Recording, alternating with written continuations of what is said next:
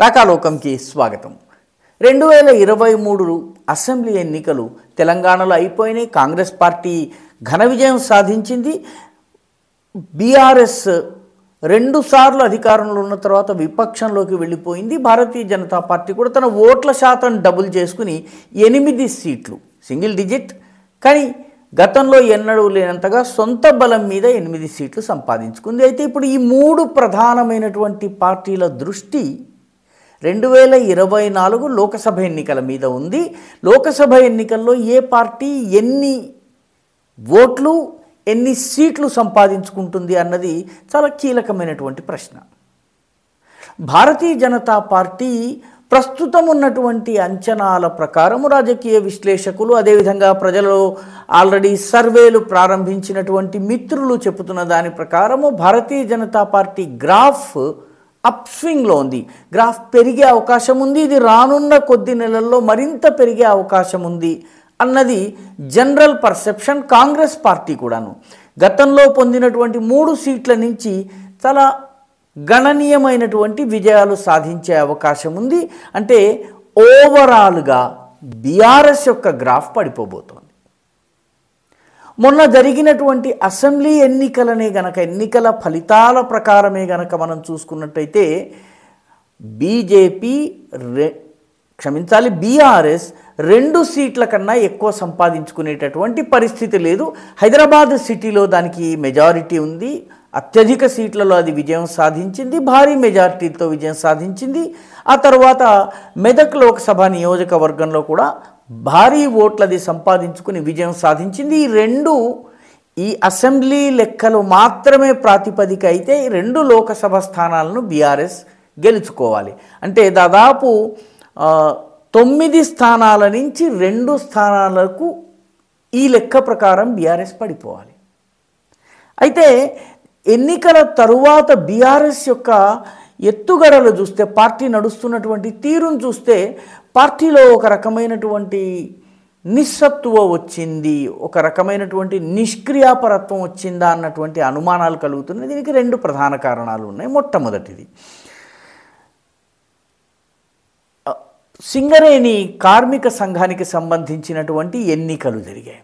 సింగరేణి ఓటర్లు, రిటైర్ అయినటువంటి ఎంప్లాయీలు, ప్రస్తుతం ఉన్నటువంటి ఓటర్లు, ఇదంతా ఒక కమ్యూనిటీ. ఉత్తరాంధ్రలో అంటే బీఆర్ఎస్ యొక్క కంచుకోటగా భావించేటటువంటి ఉత్తరాంధ్రలో 15 నుంచి 17 అసెంబ్లీ నియోజకవర్గాలను ప్రభావితం చేసేటటువంటిది సింగరేణి.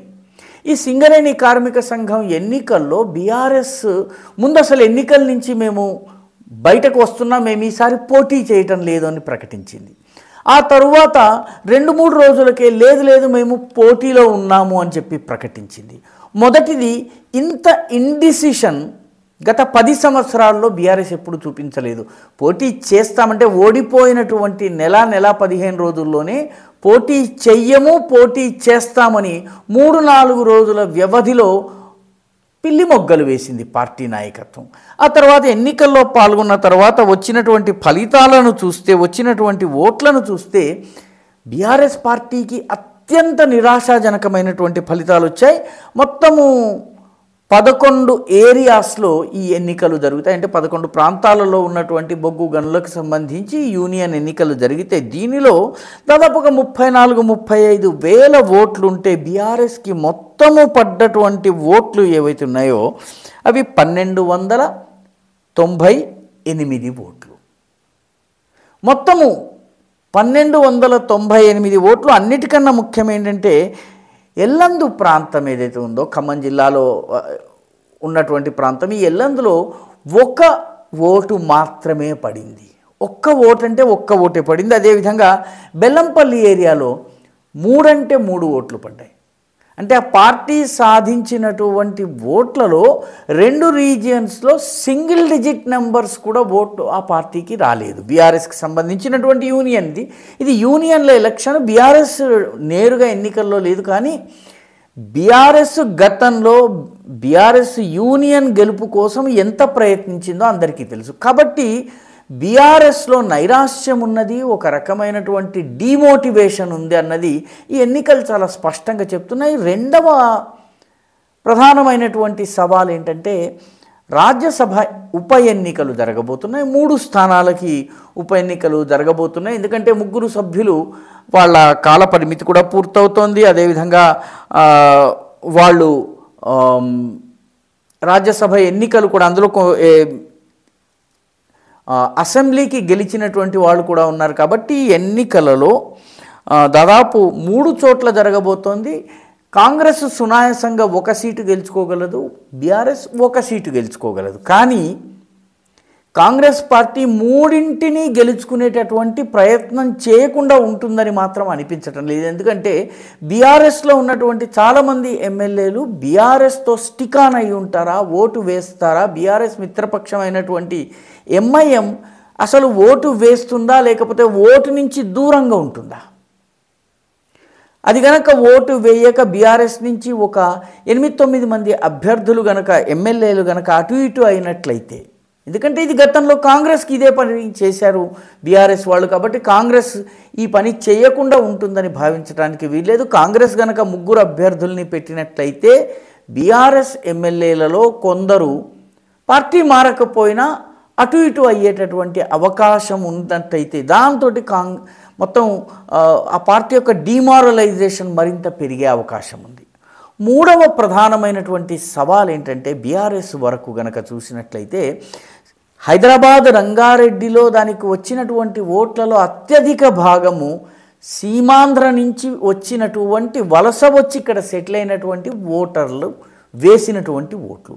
షేర్లింగంపల్లి కావచ్చును, కూకట్పల్లి కావచ్చును, మిగతా కుత్బుల్లాపూర్ నియోజకవర్గం కావచ్చును, ఈ నియోజకవర్గాలన్నిట్లలో కూడాను సీమాంధ్రుల ఓటు బీఆర్ఎస్కి పడింది. లోకసభ ఎన్నికల నాటికి ఈ ఓటు బీఆర్ఎస్తో ఉండబోదు.